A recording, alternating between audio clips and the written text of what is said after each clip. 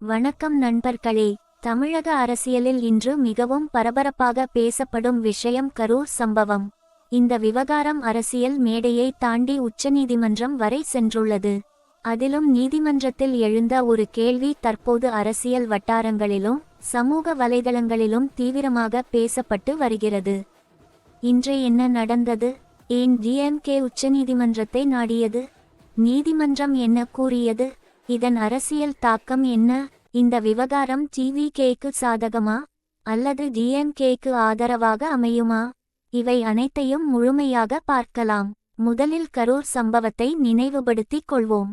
கரூரில் நடைபெற்ற அரசியல் நிகழ்ச்சிக்கு பிறகு ஏற்பட்ட கூட்ட நெரிசல் மற்றும் அதன் விளைவுகள் மாநிலம் முழுவதும் அதிர்ச்சியை ஏற்படுத்தின. இந்த சம்பவம் தொடர்பாக பல்வேறு கேள்விகள் எழுந்தன. பாதுகாப்பு ஏற்பாடுகள் போதுமானதாக இருந்ததா? அதிகாரிகள் சரியான நடவடிக்கை எடுத்தார்களா என்ற விவாதங்களும் தொடர்ந்தன. இந்த நிலையில் அரசியல் கட்சிகளும் தங்களது கருத்துக்களை வெளிப்படுத்த தொடங்கின. டிவிகே தரப்பும் டிஎம்கே தரப்பும் ஒருவரை ஒருவர் குற்றம் சாட்டினர். இதனால் இந்த விவகாரம் அரசியல் ரீதியாகவும் பெரும் முக்கியத்துவம் பெற்றது. இதற்கிடையில் டிஎம்கே சார்பில் உச்சநீதிமன்றத்தில் மனு தாக்கல் செய்யப்பட்டது. அந்த மனுவில் கரூர் சம்பவம் தொடர்பாக முதலமைச்சர் விஜய் மற்றும் டிவிகே தலைவர்கள் பொதுவெளியில் கருத்து தெரிவிப்பது விசாரணையை பாதிக்கக்கூடும் என்பதால் அதற்கு தடை விதிக்க வேண்டும் என்று கோரிக்கை வைக்கப்பட்டதாக தகவல்கள் வெளியாகின. இந்த மனு விசாரணைக்கு வந்தபோது நீதிமன்றத்தில் முக்கியமான விவாதம் நடைபெற்றது. விசாரணையின்போது ஒரு முதலமைச்சர் என்ன பேச வேண்டும், என்ன பேசக்கூடாது என்பதை நீதிமன்றம் எப்படி கட்டுப்படுத்த முடியும் என்ற கேள்வியை நீதிபதிகள் எழுப்பியதாக தகவல்கள் வெளியாகின. அதன் பின்னர் அந்த கோரிக்கையை ஏற்க நீதிமன்றம் மறுத்ததாக தகவல்கள் வெளியாகின. இந்த தகவல் வெளியான சில நிமிடங்களிலேயே சமூக வலைதளங்களில் #TVK, #CM Vijay, #Karur case, #supreme court போன்ற ஹாஷ்டேக்குகள் ட்ரெண்டாக தொடங்கின.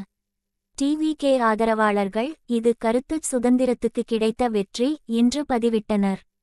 மறுபுறம் டிஎம்கே ஆதரவாளர்கள் நீதிமன்றம் கருத்து தெரிவிக்க தடை விதிக்கவில்லை என்பதற்காக வழக்கின் உண்மை மாறிவிடாது, விசாரணை தொடர்ந்து நடைபெறுகிறது என்ற நிலைப்பாட்டை எடுத்தனர். இதன் மூலம் அரசியல் சூழல் மேலும் சூடுபிடித்துள்ளது. அரசியல் ஆய்வாளர்கள் கூறுவதாவது, இந்த விவகாரம் நீதிமன்றத்தில் மட்டுமல்ல, மக்களின் மனதிலும் பெரிய தாக்கத்தை ஏற்படுத்தியுள்ளது. குறிப்பாக சமூக ஊடகங்களில் இந்த விவகாரம் பல கோணங்களில் விவாதிக்கப்பட்டு வருகிறது. ஒரு தரப்பு இதை கருத்து சுதந்திரம் என கூறுகிறது.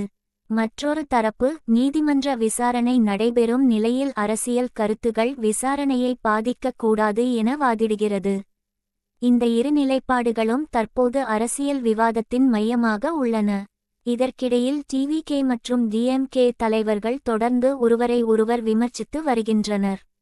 அரசியல் கூட்டங்கள், செய்தியாளர் சந்திப்புகள், சமூக வலைதள பதிவுகள் என ஒவ்வொரு நாளும் புதிய கருத்துகள் வெளியாகி வருகின்றன.